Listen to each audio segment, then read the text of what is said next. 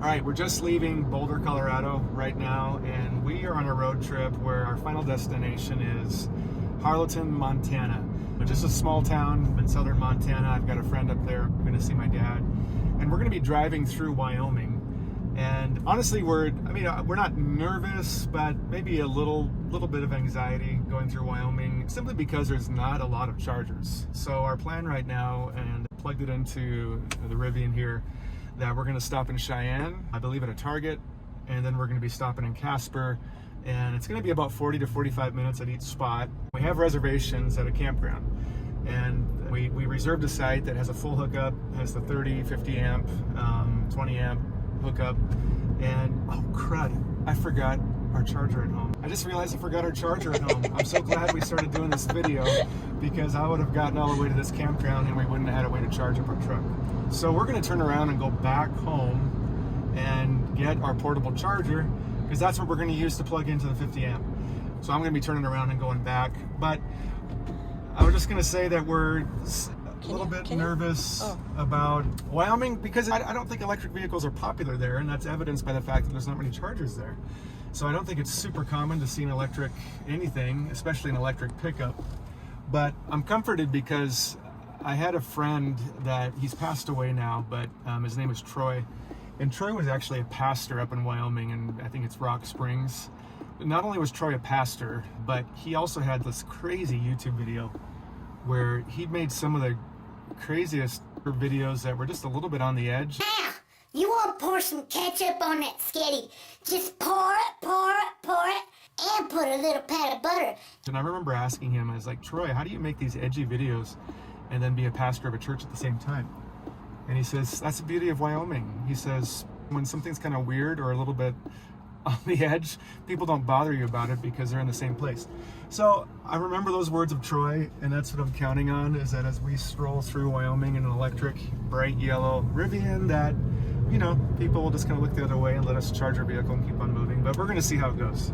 So we're leaving again.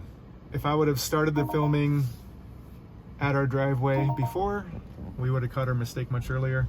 So we put on about 14 miles extra that we weren't planning on, but we got it. We got the charging cord, and you probably noticed that I wasn't putting it in the standard Rivian case that they give, because that is just really not convenient to put the cord back in that case. So I'm using that case for other cords, and I'm using a packing cube for the charge cable, which is much easier to deal with. Anyway, next time, we'll see you in Cheyenne.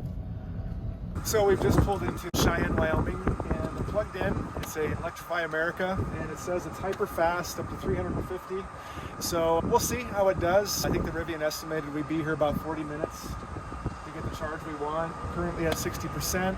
Next stop is going to be Casper, Wyoming, and I believe we're at Electrify America there as well. So we'll see how we're going to do here. It says there's only 11 minutes left, so I'll have to check on things. I think I'll let it go longer. So I got that dreaded charging error message. We walked into Target, and then we walked into Marshall's, and walked into TJ Maxx, and we're just kind of wasting time. And I looked down at my phone and said that there was a charging error. So I came back and was surprised to find another Rivian right beside me here in Cheyenne. So that's pretty cool. It's a white Rivian. It has some black stripes going down the middle of it. Looks pretty cool. I have plugged back in, and it's charging at about 140 miles per hour is what it's saying to me right now. Anyway, we'll stick around here a little bit longer and see how much of a charge we can get. I tried to make this recording using my AirPods, and it turns out that my AirPods weren't connected to my phone like I thought they were. So I'm just going to do a little overdub right here and tell you what we were telling you at this point. We got frustrated with the charger at Target, and so we left at about 90% or so, and we took off, and I'm telling you that we had initially gone to Taco John's. Taco John's is a great taco spot in Wyoming. It's kind of born in Wyoming, and now they've spread out, of course, to other states. This one was so popular that the line was long, and there was a lot of people inside. But because we were waiting in line for so long, I looked down, thankfully, and realized that if we were to continue on the road with our to-go food, we would have arrived in Casper with less than 30 miles of range left. So we were not comfortable with that and decided to leave Taco John's, grab some food at Freddy's, and then went back to the Charger. All right, well, the charge is going good, just to give you a little update. I'm in the same spot that the other Rivian was in, and I'm guessing he's local and maybe he knew that this was the place to be. We were at charger number 2 before, now we're at charger number 1, and it's been charging consistently without any interruptions. Currently at 96%, and the Rivian dashboard here says that I should charge to 92%. So technically we could take off right now, but I'm just going to keep on letting it charge because we don't know what the situation is going to be like in Casper. Could be the same as here, could be worse, could be better, but I'd rather get all the mileage we can while we can. I just want to say too that people might watch this and say, see, that's why I don't use an EV, because I think we've been here for like an hour and a half and this is our 3rd time plugging in. But honestly, we like it. We enjoy the adventure. There's something kind of fun about driving across the state of Wyoming where there's only 2 places to charge as far as our route goes, Cheyenne and Casper. I don't know, it's kind of fun. It feels like an adventure. So we're up for it. We've got all day. I have no doubt that we're going to get to our destination. You just got to be a little creative, a little patient, roll with the punches. So unless something goes awry, we will not talk again until we get to Casper and find the charge there.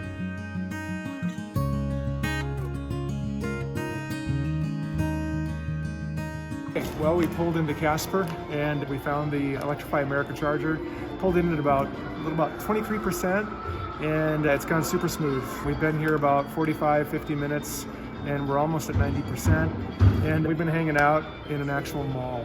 I can't remember the last time that we've been in a mall, and Reese's and JCPenney and Claire's and places like that. So yeah, I think we're ready to take off. So we're halfway between Casper and Sheridan.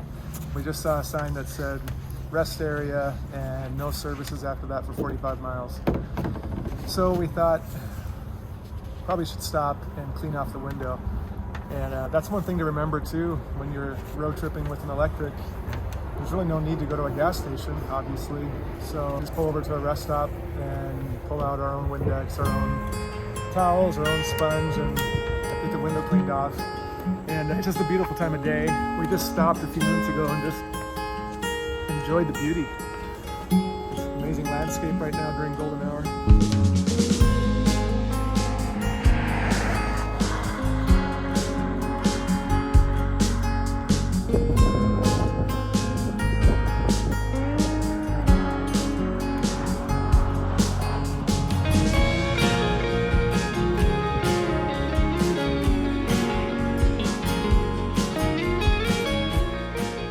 Pulled into Sheridan last night and we found a Taco John's, biggest Taco John's we've ever been in. It felt more like a nice restaurant, and had dinner, and then we came to this KOA, great little spot. We were able to plug right into the 50 amp outlet and charged up the Rivian overnight, and we're sitting at about 97-98%. I think it added around 230 miles, way more than enough for us to get to Billings. I think we'll top off in Billings, and then we're going to continue on to Harlingen. I just wanted to add that sleeping in our iCamper tent went great. We have an electric sleeping pad that we put over the top of our mattress, and then we bring the cord of that just out of the bottom of the iCamper and then plug it right into the truck bed of the Rivian. So that worked great. We only had to set it at 2. I think there's a total of 8 different temperature settings, and we set it down on usually 1 or 2, and it keeps us plenty warm. In fact, we didn't even get in the sleeping bag. We just had the sleeping bag on top of us last night, and it was very comfortable. All right, so on to Billings. Well, we made it to Billings, absolutely no problem. In fact, I think a lot of it was descent coming down into Montana. Elevations here are lower than they were in Wyoming and Colorado, so definitely no problem, and it wasn't even that far away from Sheridan to Billings. So we are now parked at a Target, and I'm at 93% right now, and Patty is still actually in the store just doing some shopping. So if we go all the way to 100% or 99, 98, I'm fine with that. because once we leave here, we're going to Harleton. And Harleton is a town of about 1,000 people, maybe less. It's in rural Montana, farming country.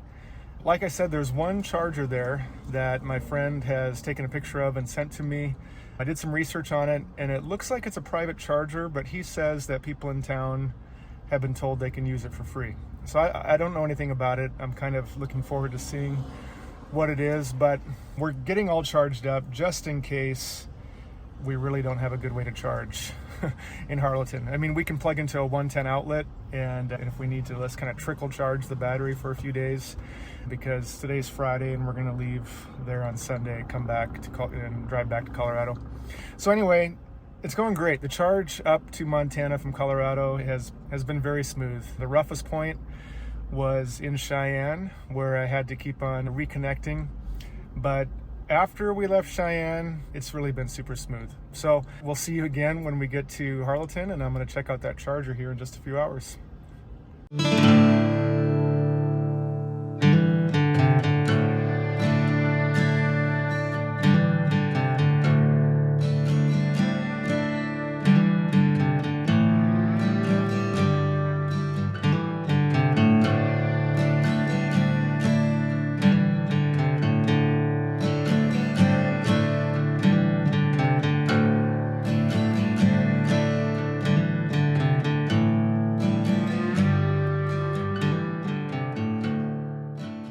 So the drive up to Harleton really was beautiful. Montana is where I grew up, so it's great to be back in the state.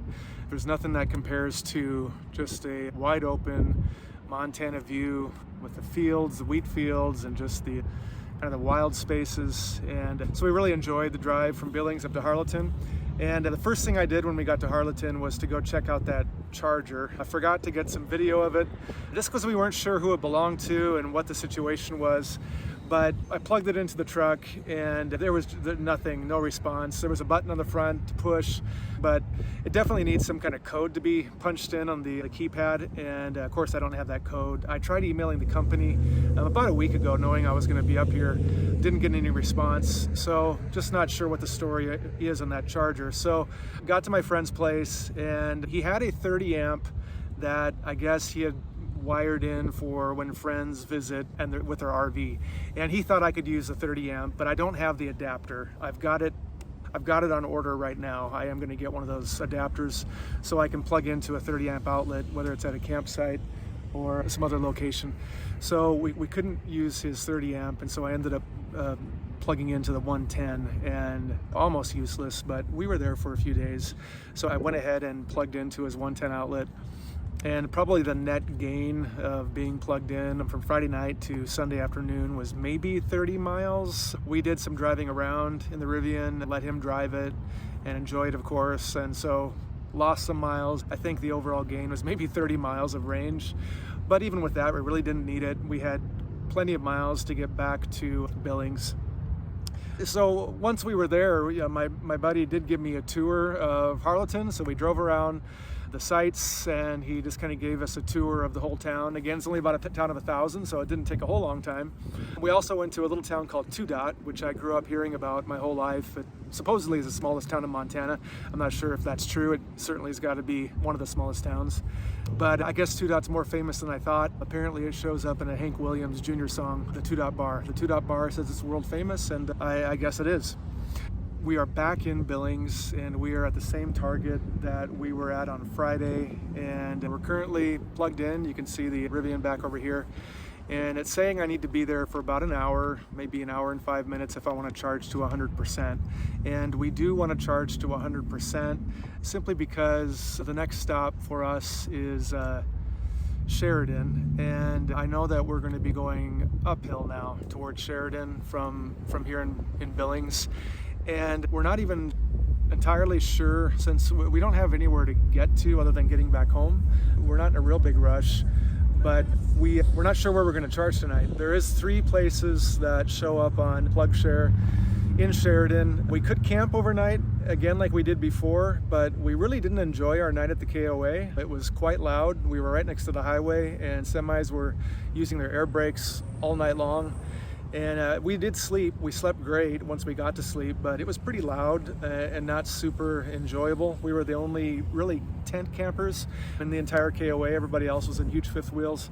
So we felt out of place, didn't love it. So we know there's a couple of chargers there, but we would need to be plugged in for at least a couple of hours. So that's the plan though, is we're going to drive to Sheridan, check out a couple of the chargers. I think one of them might even be free, and just kind of see how long it takes to charge. If it's going to take too long, we can decide to go back to a campsite and do what we did on the way up. But we would love to maybe top up at one of the slower chargers and then actually find a campsite that's more off-grid. We'll see. We're not sure. That's kind of what we'd like to do, but we'll find out. All right, so next stop will be Sheridan, Wyoming. So we charged up to about 98% in Billings, and we decided that was good enough, and we hit the road and we made it to Sheridan. And like I said, we weren't entirely sure what we were going to do once we got to Sheridan. There was a few choices. We went ahead and looked at the charge point charger. It's at a car dealership, and it was pretty slow, so I just didn't want to sit out in a car lot closed down for the night for a couple of hours. So what we did is we went and had supper at Taco John's again, and then Patty had looked at some potential places along the way, and we found a little reservoir with a campground. There's nobody here. It closes down October 31st, and it's about the 22nd of October right now.